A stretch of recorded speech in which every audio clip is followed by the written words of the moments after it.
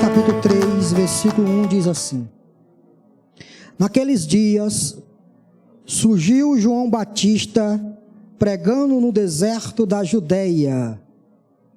Ele dizia: arrependam-se, pois o reino dos céus está próximo. Este é aquele que foi anunciado pelo profeta Isaías. Voz do que clama no deserto: preparem o caminho para o Senhor, façam veredas retas para ele. As roupas de João eram feitas de pelos de camelo, e ele usava um cinto de couro na cintura. O seu alimento era gafanhotos e mel silvestre.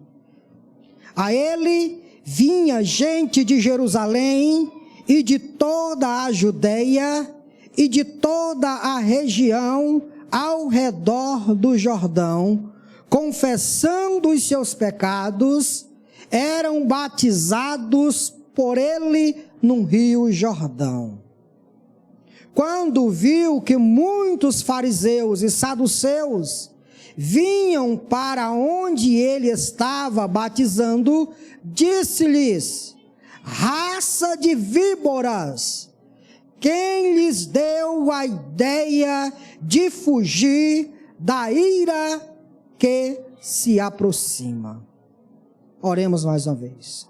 Nosso Deus, nós te louvamos pelo grande privilégio, Senhor, de estar aqui meditando na tua palavra. Nós te louvamos, pois não há nada mais precioso aos nossos olhos do que saber que a tua palavra é viva e eficaz e mais penetrante do que qualquer espada de dois gumes. Derrama graça sobre a minha vida, Senhor, para que eu, de fato, esta noite, proclame a tua palavra e somente a sua palavra. Derrama graça sobre as nossas vidas, para que ao ouvir este sermão, tenhamos a nossa fé cada vez mais fortalecida, sendo exortado pela sua palavra. Tenhamos os nossos olhos fixados somente no Senhor. É o que nós te pedimos, em o nome de Jesus. Amém. Meus irmãos e irmãs, nós temos, domingo após domingo, tivemos um intervalo aí de 2 domingos que não estivemos pregando aqui, outro irmão teve nos substituindo, mas vocês se lembram que nós estamos falando sobre a história do rei.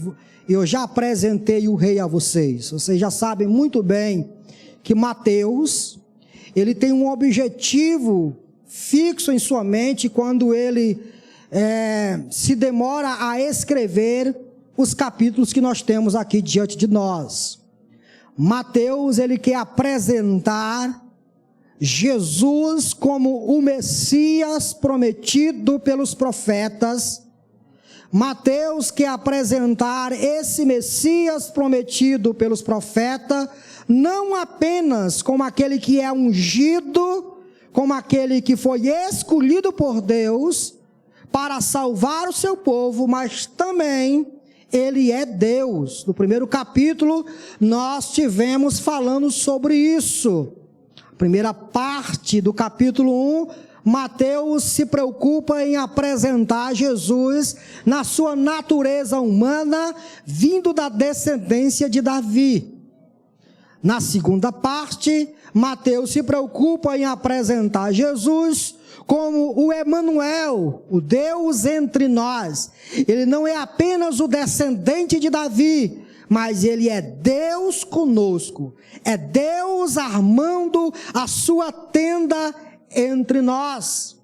A ele os magos vieram do Oriente, prostraram-se diante dele, renderam honra a ele, adoraram a ele e o presentearam com ouro, incenso e mirra. Nós também tivemos aqui olhando o capítulo 2 e descobrimos que Mateus apresenta este rei como aquele que tem inimigos.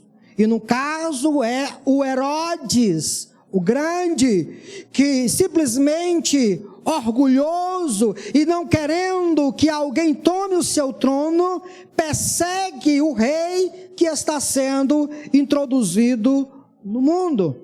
Nós estivemos falando sobre tudo isso, como os magos adoram ao Cristo e como outras pessoas se iram pelo fato da existência deste rei entre os homens. Agora preste atenção que Mateus continua a sua apresentação deste rei, mas agora Mateus irá nos trazer à mente de que este rei, ele tem um mensageiro. Ele tem alguém que será preparado por Deus para aplanar o caminho dele, para preparar o caminho dele. A partir do capítulo 3, do versículo 1 em diante, Mateus vai trazer 3 testemunhas. João Batista, o Pai e quem mais, irmãos? O próprio Espírito Santo. Você vai ler no capítulo 3 de Mateus, você vai ver que João Batista é a testemunha levantada por Deus para dizer às pessoas que o rei está chegando e que elas se preparem, porque quando ele vir, eles têm que se converter-se dos seus pecados, ele tem que se arrepender-se dos seus pecados e receber a mensagem que vem do grande rei. Posteriormente, João Batista também vai dizer que o próprio Pai testemunha a respeito desse rei, dizendo que ele é aquele em que todo o seu coração está derramado sobre a sua vida. Posteriormente, o Espírito Santo irá descer sobre a sua vida e agora irá capacitá-lo a realizar o seu grande ministério. Nesta noite, irmãos, nós iremos fixar a nossa mente, ter aqui a nossa visão fixada no tema, o grande rei e o seu grande mensageiro. É sobre isso que nós iremos falar hoje e talvez no próximo domingo. O grande rei e o seu mensageiro. Quem era este mensageiro? Quem era esse arauto? Percebam que se você vai assistir filmes medieval, normalmente você se depara com uma cena em que antes mesmo que o rei ou que alguém importante que tenha ganhado a batalha chegue na cidade conquistada, primeiro de tudo vem um mensageiro, avisando, tocando trombeta, dizendo: preparem-se, porque o rei está chegando. O apóstolo Mateus tem sua preocupação voltado apenas para a mensagem deste arauto. Todos os 4 evangelistas vão falar a respeito deste mensageiro. Tanto Mateus, como Marcos, como Lucas e João vão falar sobre este mensageiro. E os 4 evangelistas, eles trazem perspectivas diferentes a respeito deste mensageiro. O que traz mais detalhes a respeito desse mensageiro é o terceiro evangelista, é o evangelho de Lucas. Mateus se preocupa apenas com a mensagem, o que este mensageiro vinha dizendo, qual era o conteúdo daquilo que ele pregava. Nós iremos aqui nos ater a isso, iremos perceber porque este homem era o mensageiro ideal apresentado aqui ao povo de Israel ou aos judeus. Nós temos diante de nós, irmãos, uma realidade em que o próprio nascimento desse mensageiro foi determinado pelo próprio Deus. Foi profetizado pelo próprio Deus. E eu quero fugir um pouco desse texto, mas ainda no mesmo contexto, eu quero chamar vocês para o livro do profeta Malaquias. Você retorna aí algumas páginas, o último livro do Antigo Testamento. Nas suas últimas palavras, o profeta Malaquias diz isso aqui, irmãos. Malaquias capítulo 4, versículo 5.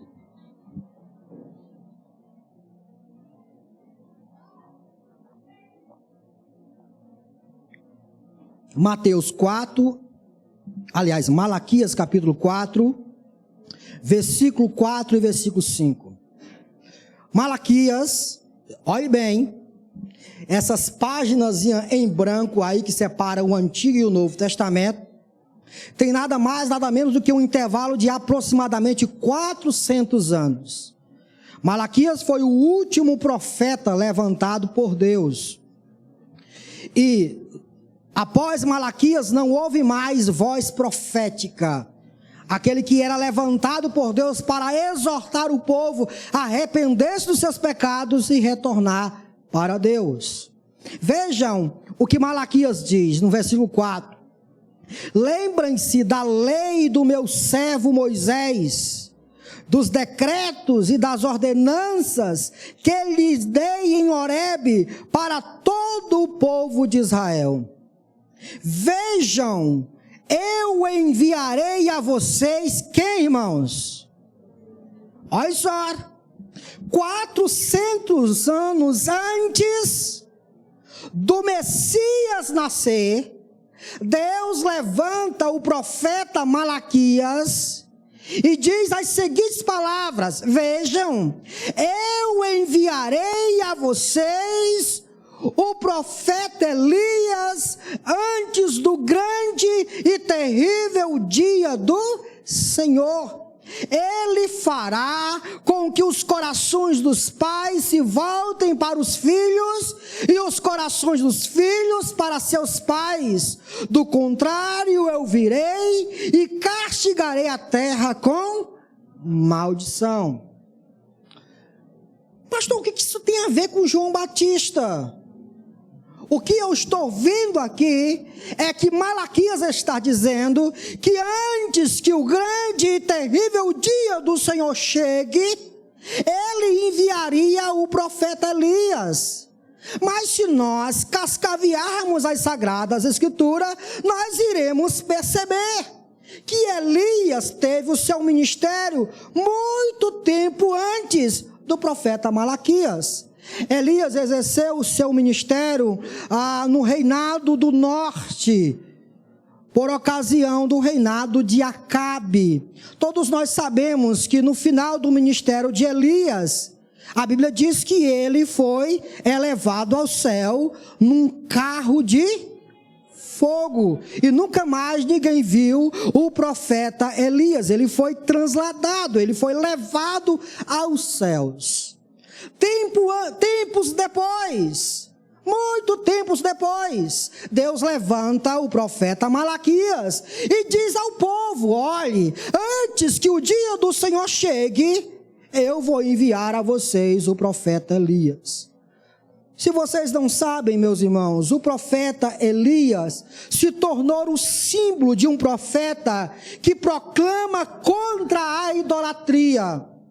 Elias foi o símbolo nacional de alguém que não tem medo, de alguém que tem a dura cerviz, um semblante duro, de alguém que se apresenta diante do rei e aponta na face dele que ele deve arrepender-se dos seus pecados, porque ele é o perturbador da causa de Deus em Israel. Todos nós sabemos de como foi o ministério do profeta Elias, alguém preparado no deserto, alguém que nasceu num local ermo, em Tisbe, mas que de repente se aparece e aponta o dedo na cara do rei Acabe contra a sua idolatria e contra toda a idolatria que havia se alastrado no reinado do norte. Elias foi considerado um profeta que não tinha medo de dizer a verdade.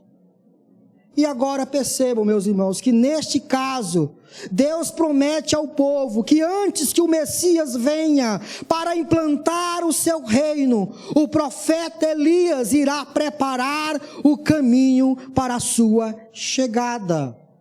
Isso é interessante, irmãos, porque nós não encontramos Elias no ministério de Jesus. Você encontra? Não, você vai olhar Mateus, Marcos, Lucas e João, e você não vai encontrar o profeta Elias no ministério de Jesus, a não ser naquela ocasião do Monte da Transfiguração, que não tem nada a ver com isso aqui. O fato é que há essa profecia. Deus usa a boca do profeta Malaquias e diz: eu enviarei a vocês o profeta Elias antes que o dia terrível chegue, antes que o Messias venha.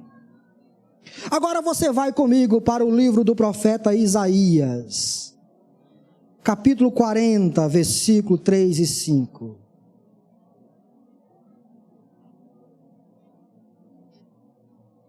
Isaías capítulo 40, versículo 3 e 5. Tenha seus olhos atentos, sua mente aí atenta, se compreender aqui o que eu estou passando para vocês. O ponto aqui, eu estou falando de quem era esse mensageiro, em que espírito ele vinha. Isaías 40, versículo 3 ao versículo 5. Uma voz clama num deserto: preparem o caminho para o Senhor. Façam num deserto um caminho reto para o nosso Deus. Todos os vales serão levantados, todos os montes e colinas serão aplanados. Os terrenos acidentados se tornarão planos, as escarpas serão niveladas. A glória do Senhor será revelada, e juntos todos haverão, pois é o Senhor quem? Percebam que muitos anos antes do Messias vir, Deus usa a boca do profeta Isaías e diz: uma voz clama no deserto. Clama o quê? Preparem o caminho para o Senhor. Nivelem os seus caminhos. Aplanem as suas estradas. Preparem-se para o dia da chegada do grande rei. Percebam que lá no ministério de João Batista, quando as pessoas irão interrogar João Batista dizendo: tu és o Cristo, tu és o Messias, tu és aquele que haveria de vir, o que é que João Batista vai dizer? Não, eu não sou o Cristo. Vamos ler isso lá em João capítulo 1. João capítulo 1, por favor. O que é que João Batista vai dizer dele mesmo? João capítulo 1.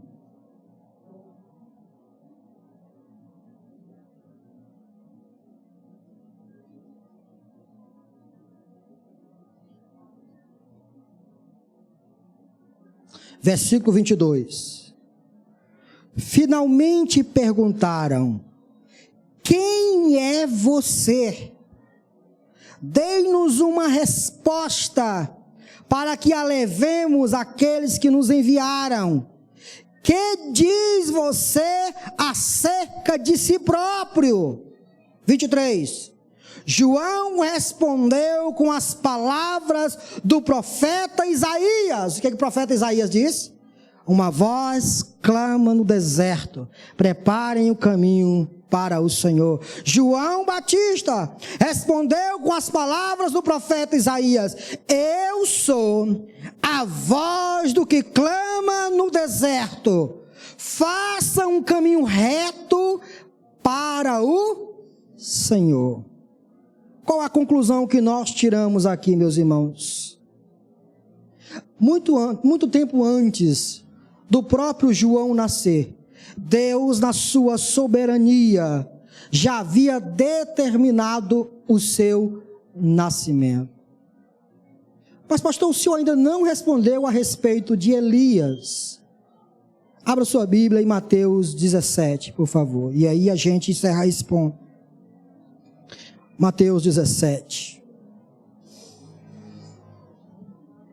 Mateus capítulo 17, versículo 9 ao 13.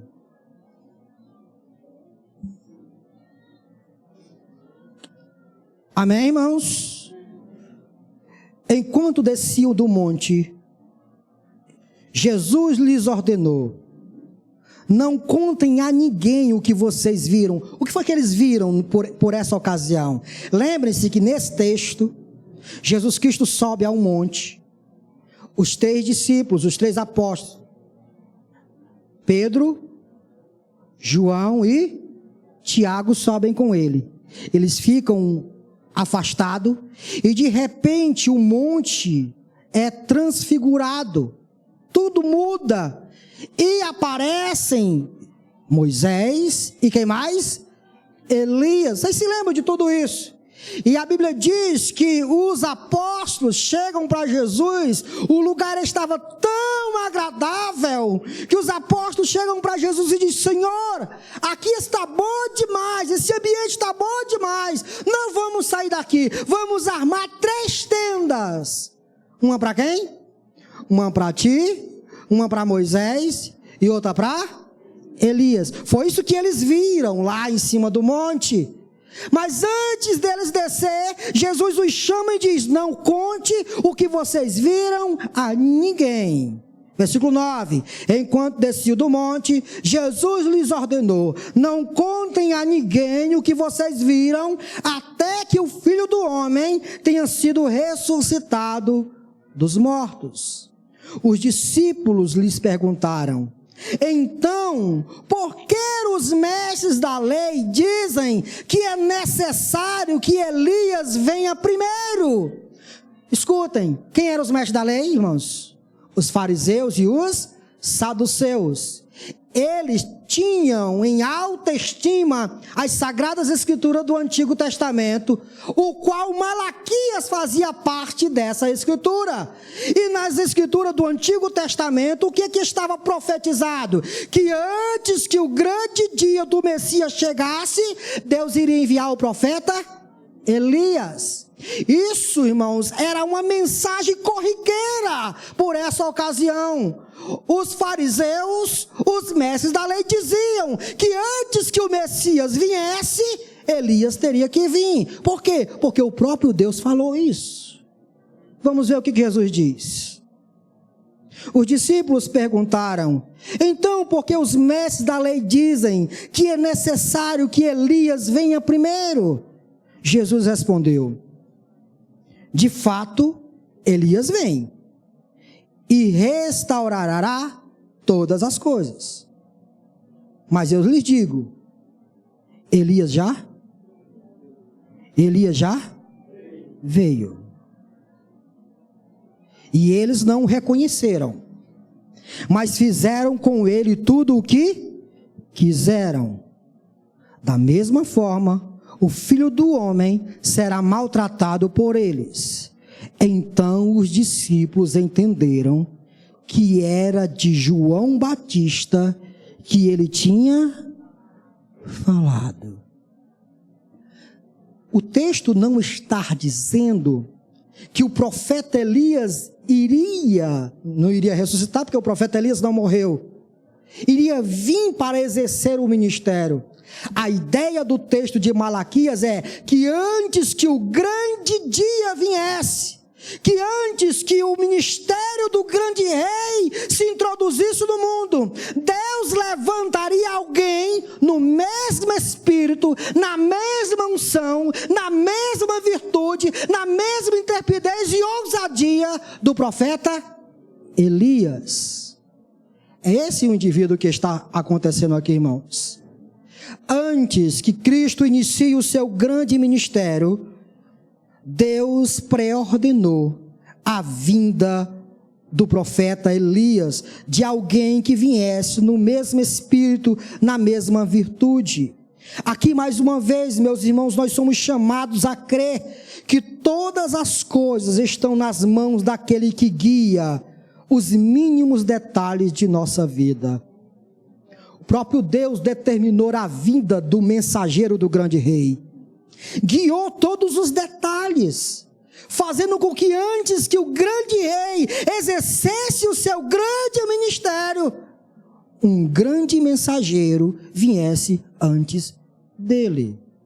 Nós temos que continuar crendo e somos exortados a crer nisso. O nosso Deus guia a nossa vida. O nosso Deus guia os detalhes de nossa vida. aonde vivemos, aonde existimos. E o texto de Atos dos Apóstolos, capítulo 17, diz que o próprio Deus preordenou onde iríamos nascer, viver e morrer. Tudo está nas mãos do nosso Deus, até mesmo a vinda do grande mensageiro. Nós percebemos, meus amados irmãos, que não apenas o nascimento desse mensageiro estava determinado por Deus, mas também o seu nascimento foi algo que escapou à naturalidade. O nascimento do grande mensageiro que iria proclamar a vinda do grande rei foi algo sobrenatural, foi de forma milagrosa. Aproveite e abra sua Bíblia em Lucas capítulo 1, versículo 7, aquele texto que nós lemos na nossa leitura. Por que o nascimento de João escapou à naturalidade? Não foi algo natural. Lucas capítulo 1, versículo 7, por favor.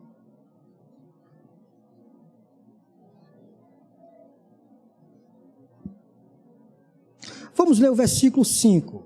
No tempo de Herodes, rei da Judeia, havia um sacerdote chamado Zacarias, que pertencia ao grupo sacerdotal de Abias.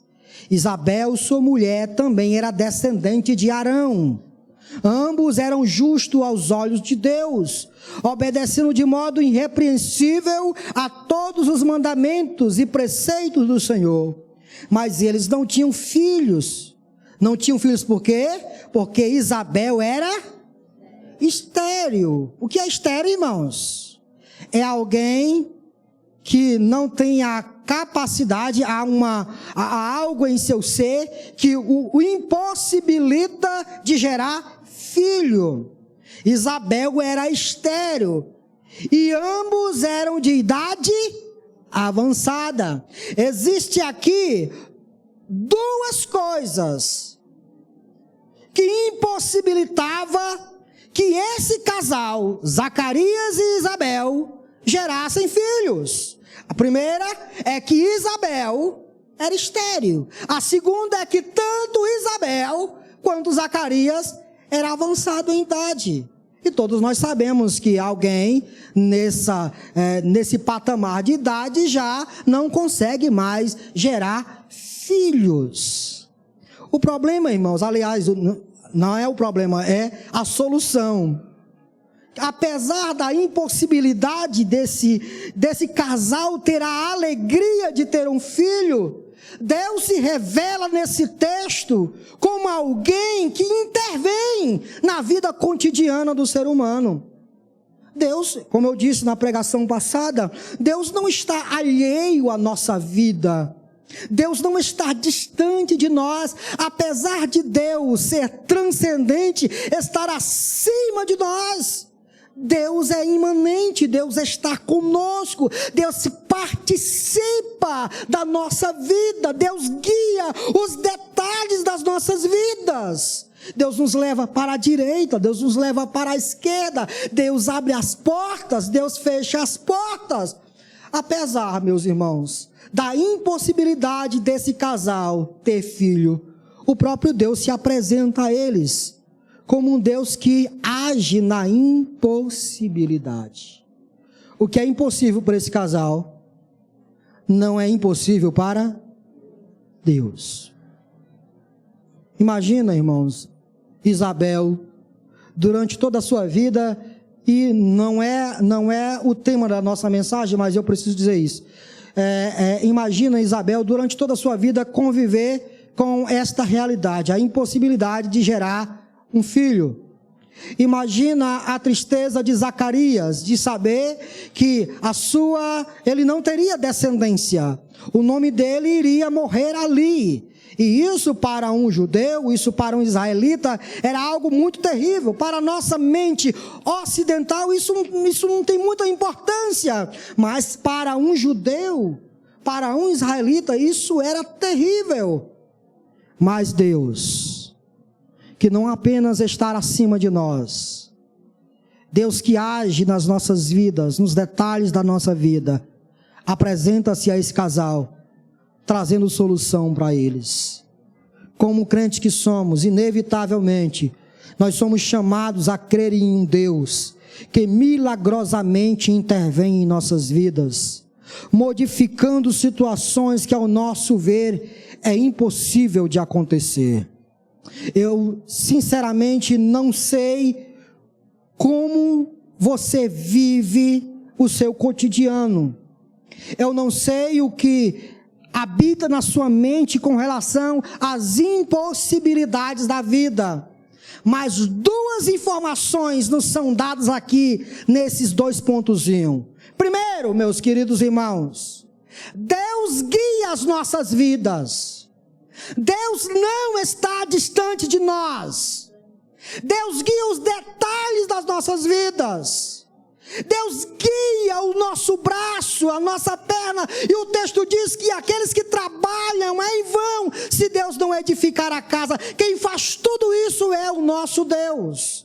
Por isso nós devemos crer que aonde você está, é aonde Deus quer que você esteja. Mas não apenas isso, meus irmãos. Mesmo estando em um local, em uma situação complicada e difícil e impossível para você, você é chamado a crer essa noite que para Deus não há impossível. Para você sim, mas para Ele todas as coisas são possíveis. E aí coloque na sua conta aí o que você acha que é impossível, mas o fato é que para o nosso Deus não há impossibilidades. Quem era este homem? Seu nascimento foi predito por Deus, determinado por Deus. Seu nascimento aconteceu de forma milagrosa, escapou à naturalidade das coisas, mostrando que Deus estava controlando tudo. Mas não apenas isso, irmãos. Nós temos descrito aqui, tanto por Mateus como Marcos, Lucas e João, como era a vida deste homem, como ele adorava a Deus. Vamos perceber que João viveu toda a sua vida em adoração. Jesus vai dizer lá depois em João capítulo 4, que os verdadeiros adoradores adorarão o Pai em espírito e em verdade. Isso é um fato na vida de João, desse mensageiro aqui que o texto apresenta para nós. Desde o nascimento de João até a sua morte, nós conseguimos perceber como este homem viveu para adorar ao seu grande rei. Nós percebemos isso, João ainda no ventre de sua mãe adora o grande rei. Lucas capítulo 1, versículo 39. Naqueles dias, Maria, quem era Maria? A mãe do grande rei. Preparou-se e foi depressa para uma cidade da região montanhosa da Judeia, onde entrou na casa de Zacarias e saudou Isabel. Quem era Isabel? A mãe do mensageiro do rei. Quando Isabel ouviu a saudação de Maria, vejam aqui, irmãos, olha a cena.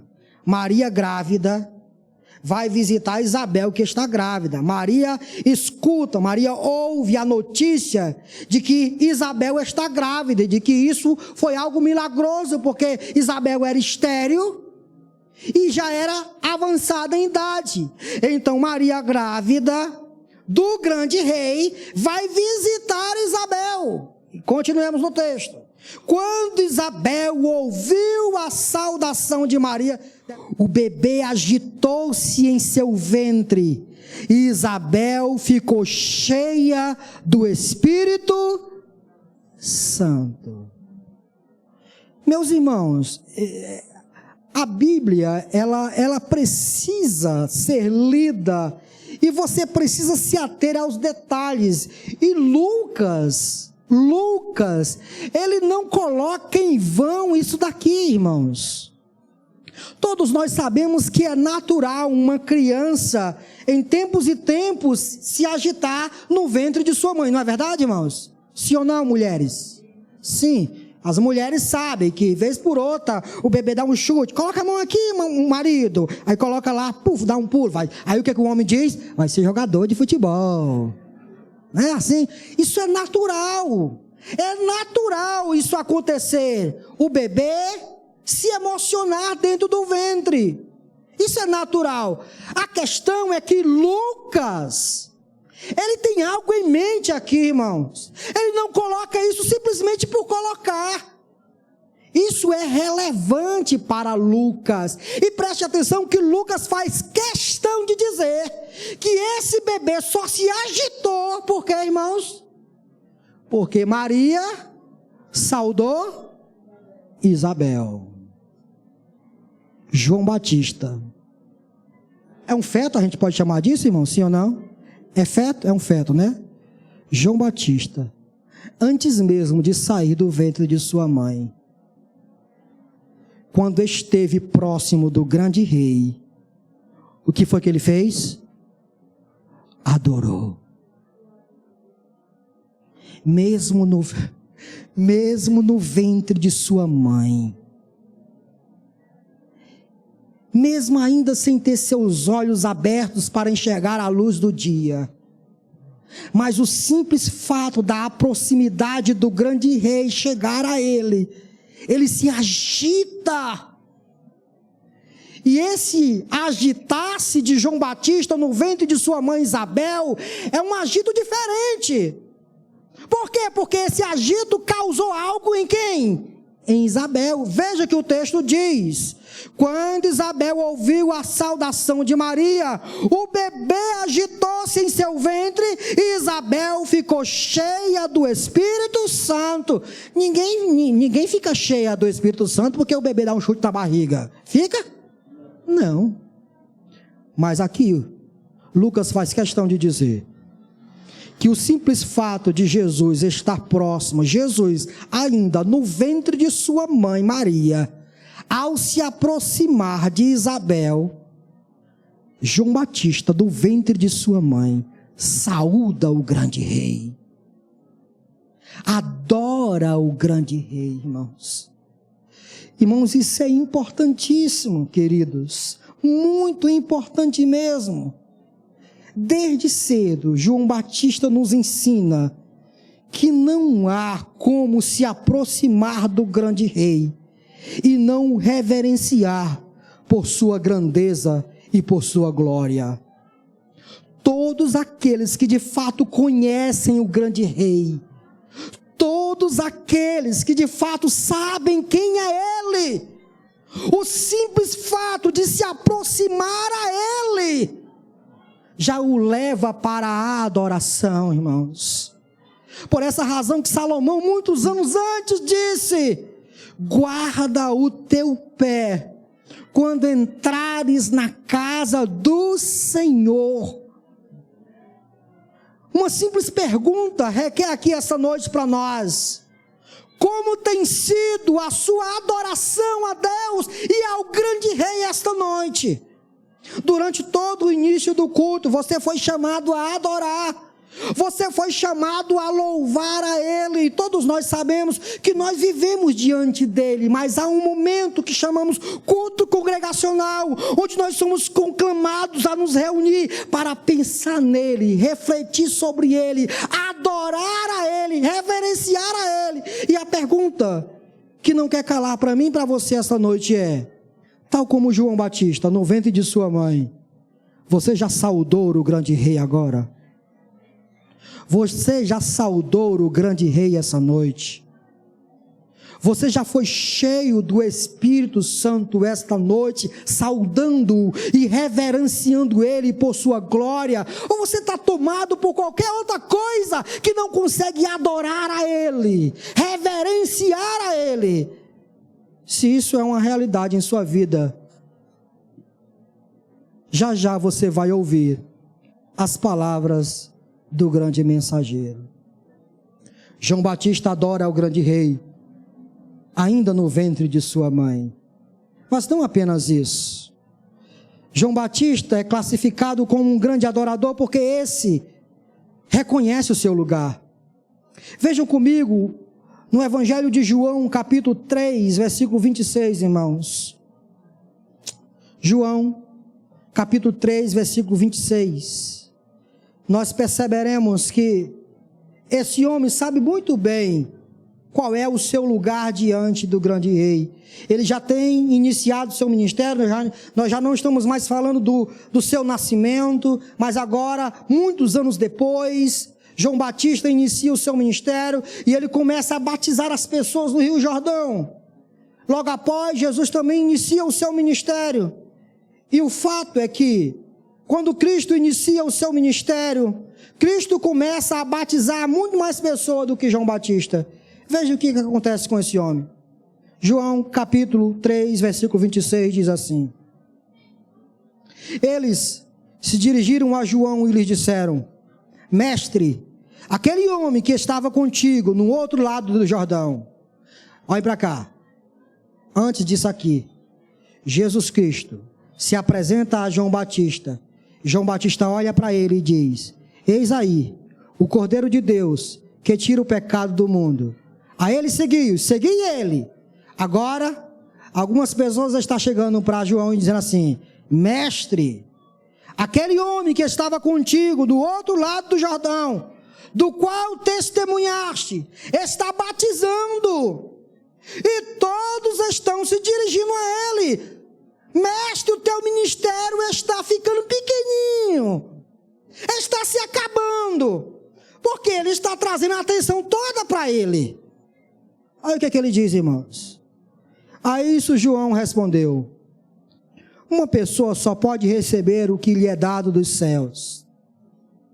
Vocês mesmos são testemunhas de que eu disse: eu não sou o Cristo, mas sou aquele que foi enviado adiante dele.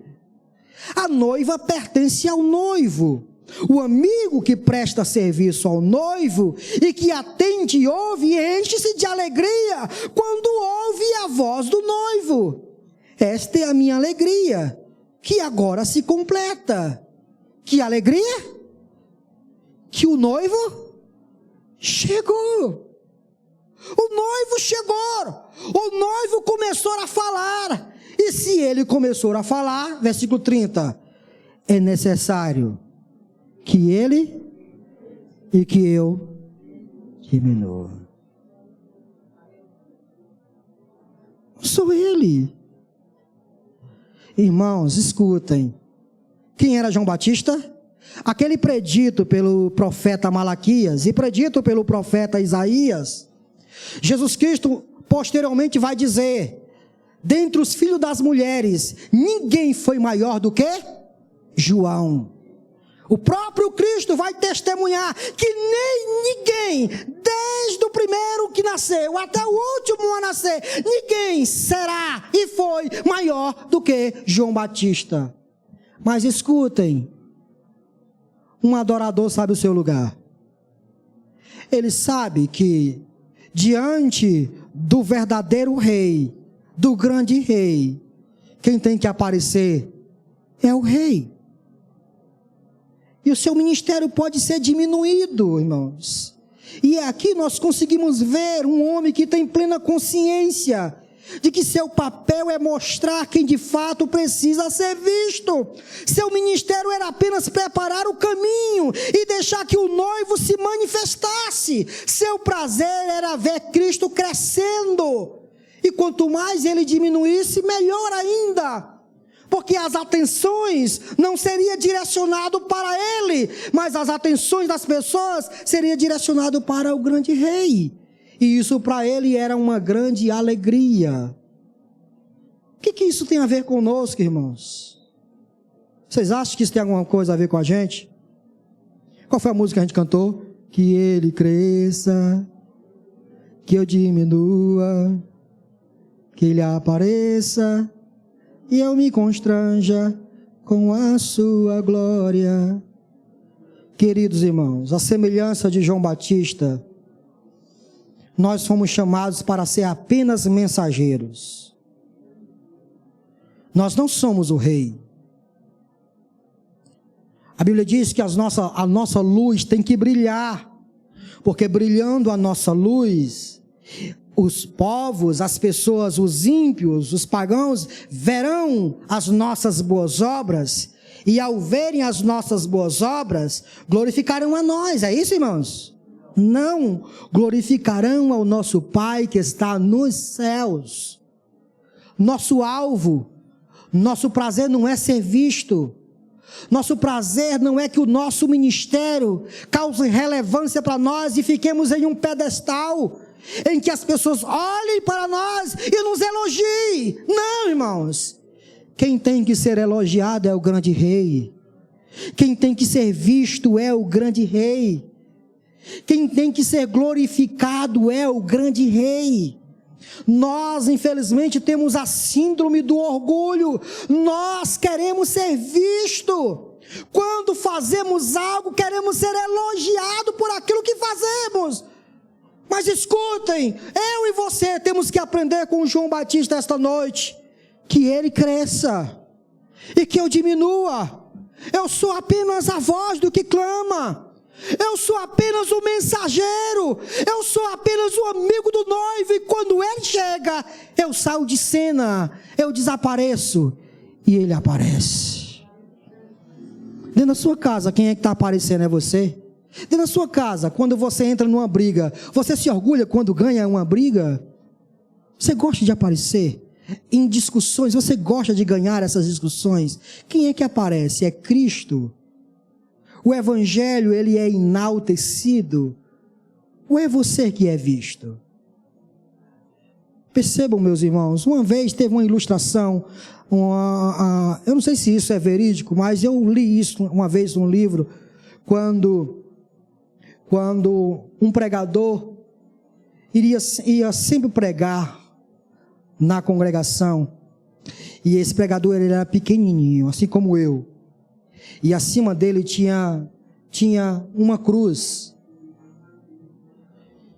E diz a história que enquanto ele pregava, os olhos das pessoas estavam direcionados para aquilo que simbolizava a cruz. Mas em outra vez, vinha um pregador muito grande, e por ele ser grande, ele tomava o espaço da cruz. E então uma vez, uma senhorinha, lá do último banco, chamou o pastor e disse: eu gosto tanto quando o pregador baixinho vem pregar, porque quando ele começa a pregar, só o que me chama a atenção é a cruz de Cristo. Nós temos que aprender com isso. Nas brigas entre direita e esquerda, política, eu estou falando de política. Na briga entre esquerda e direita, quem está aparecendo? Os seus argumentos ou o evangelho? Cristo é aquele que tem se manifestado através de sua vida. No momento de política que nós estamos vivendo, nós não sabemos que nós estamos no culto. Não sabemos quem ganhou. Se Wagner ou se o Sarto. Você tem seu candidato. Eu tenho o meu. Cada um de nós temos o nosso. Não sei quem ganhou. Eu estou aqui em cima do púlpito pregando e minha mente está fixa nisso. Mais tarde irei saber. Eu tenho o meu candidato. Gostaria muito que ele ganhasse. Mas se ele não ganhar, você sabe o que mora no meu coração? Quem está reinando no trono é quem? Meu Rei Jesus. Independente de A ou de B, ou de direita ou de esquerda, quem está reinando é meu Rei Jesus. Meu Rei Jesus controla os detalhes da minha fortaleza. Meu Rei Jesus coloca no trono da minha fortaleza A ou B. Sim ou não? É isso que você crê? Ou não? Ou você é um tremendo do idólatra, que nós vamos já mexer aqui. nas suas palestras, nas suas conversas, quem aparece? Você ou a mensagem que você traz na sua boca?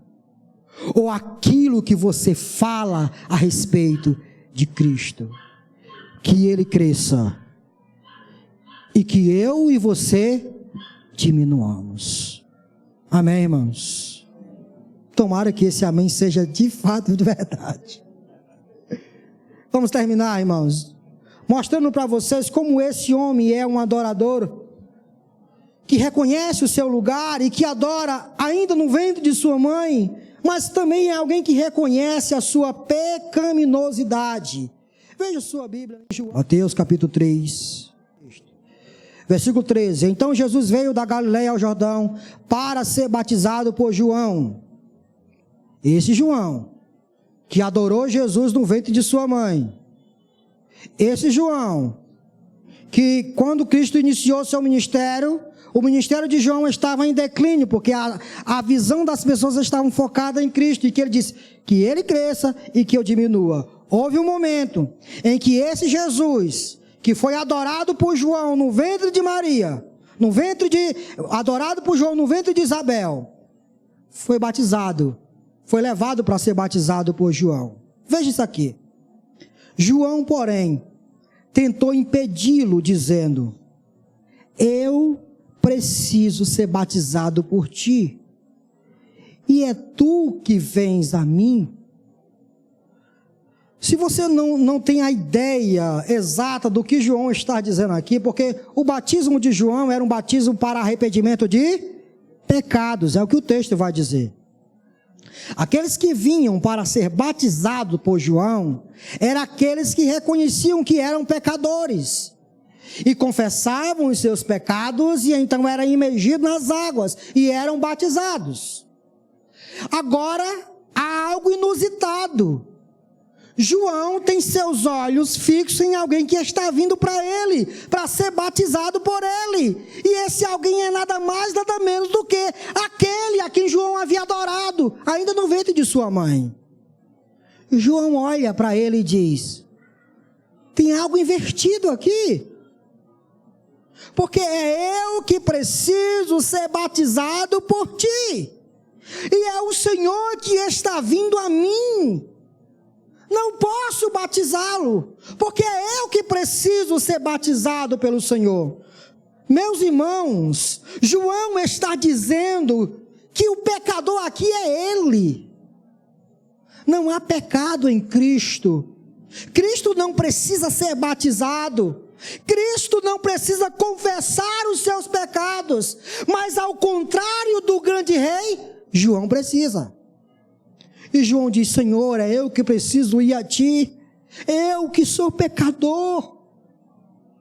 Percebam, meus irmãos, que esse grande mensageiro sabe muito bem reconhecer a sua pecaminosidade, sabe reconhecer o seu devido lugar. E esse é um dos sentimentos que deve perdurar no coração de quem está diante de Deus em adoração. Se você veio adorar ao grande rei esta noite, sem o devido reconhecimento de quem ele é e de quem você é, você está longe de saber o que é uma verdadeira adoração. Porque uma verdadeira adoração inevitavelmente leva você a reconhecer que você precisa dele. Aqui estou eu, Senhor, derramado aos teus pés, prostrado aos teus pés, totalmente dependente de ti, Senhor, querendo ouvir a sua voz, querendo derramar o meu coração e esperando que o Senhor graciosamente perdoe os meus pecados. É assim que nós devemos nos enxergar quando vemos adorar ao grande rei, quando viemos aqui adorar ao Senhor Jesus. João sabia muito bem disso. Adorou ao grande rei no ventre de sua mãe, reconheceu o seu devido lugar quando o ministério de Jesus estava em evidência, e reconheceu sua pecaminosidade ao se aproximar do grande rei. Você sabe quem você é? Você adora a Jesus, ao grande Rei, em todos os momentos de sua vida, aonde quer que você esteja, ou você apenas tem uma certa religiosidade? Quando chega no domingo, então você pega a sua Bíblia, veste sua roupa de crente, porque até então você não vestia sua roupa de crente, mas agora você veste sua roupa de crente, pega a sua Bíblia de crente, sua harpa de crente, suas músicas de crente, e então vem para a igreja, e então cultua o grande Rei. Você acha que essa adoração serve de alguma coisa? Para esse tipo de adoração, o grande mensageiro diz a devida frase. Capítulo 3, versículo 7. Eu vou pregar sobre isso próximo domingo. Mas para esse tipo de adoração, o grande mensageiro, aquele que veio aplanar o caminho do Senhor, preparar o caminho para Ele, para esse tipo de adoração, para esse tipo de vida, o grande mensageiro do Rei diz para você e para mim: quando viu que muitos fariseus e saduceus vinham para onde ele estava batizando, disse-lhes: raça de cobras. Eu não vou fazer a exegese do texto, vou deixar para a próxima vez. Raça de cobra, seu bando de serpentes, quem lhes deu a ideia de fugir da ira que está se aproximando? Vocês se lembram do profeta Malaquias? Lembram? O profeta Malaquias disse: antes que o grande e terrível dia chegue, eu enviarei a vocês o profeta. Olha a boca desse homem aqui. Nós não gostaríamos muito de ouvir ele não, nos púlpitos não. Raça de cobras, quem lhes deu a ideia de fugir da ira que está se aproximando? Deem fruto que mostre arrependimento. Não pensem que vocês podem dizer a si mesmo: Abraão é nosso pai. Pois eu lhes digo que destas pedras Deus pode fazer surgir filhos a Abraão. Ao versículo 10. Sabe o que está na raiz de vocês? O machado já está posto à raiz das árvores, e toda árvore que não der bom fruto será cortada e lançada ao fogo. Você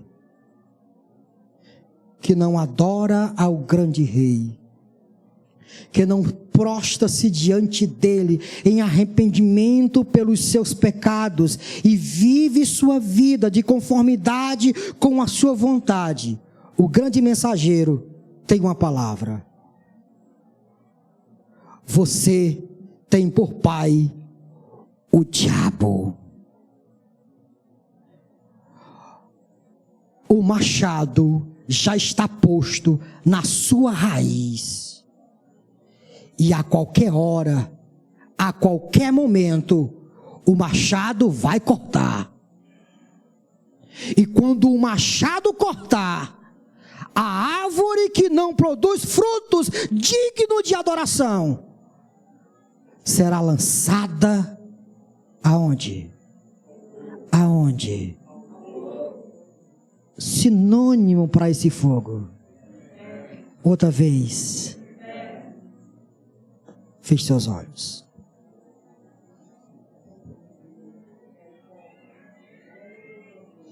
Grande Rei, Tu que és o Deus onipotente, Tu que és aquele que se encarnou, tomou a forma de homem,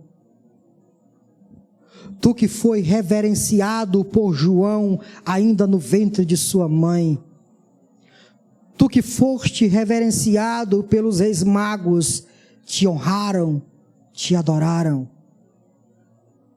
Tu que foste perseguido pelos grandes de sua época, pelo grande rei Herodes. Grande Rei, encarecidamente nós te pedimos uma coisa aqui esta noite. Tem piedade de nós. Concede-nos arrependimento. Aplana os nossos caminhos. Endireita as nossas veredas. Grande Rei, nos ajuda a viver uma vida que te agrade. Não com mera religiosidade. Não como os fariseus e saduceus, mas como aqueles que de fato, confessando os seus pecados, eram batizados por João. Grande Rei, nos ajude a não fugir da ira que está por vir, mas nos ajude a encará-la com um coração muito impenitente, com um coração arrependido, fugindo para os pés da cruz e dizendo: misericórdia, Pai. Não nos entregue a nossa própria sorte, não corte a nossa árvore, mas cura as nossas raízes, para que produzamos frutos dignos de arrependimento. Grande Rei, ajuda-nos esta noite, ajuda-nos a ser bons pais, boas mães, ajuda-nos a ser bons cidadãos, ajuda-nos a ser bons empregados, bons trabalhadores. Grande Rei, nos ajuda a ser bons crentes, porque se não formos isso, nada adianta dizer que queremos ser batizados e que te recebemos como Senhor, porque o machado já está posto à nossa raiz, e a qualquer hora e a qualquer momento ela será cortada e seremos lançados no lago que arde enxofre. Obrigado, grande Rei, porque esta oração é feita com muita consciência de que o Senhor nos ouve e de que há arrependidos aqui esta noite. Nos ajuda a ser mensageiros que creem no Senhor. É o que te pedimos, em nome de Jesus. Fiquemos de pé, irmão.